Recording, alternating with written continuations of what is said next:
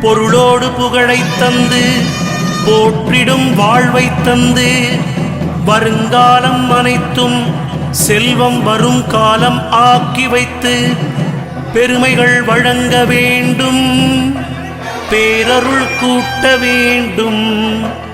அருள்மிகு குருவே உன்னை அடிபணிந்து வணங்குகின்றேன்.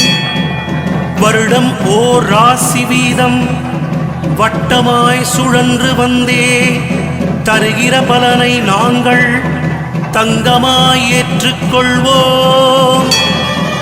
வருகிற நாட்களெல்லாம் வசந்தமாய் மாறுதற்கே அருள் தரும் உனது பார்வை அனுதினம் எமக்கு வேண்டும்.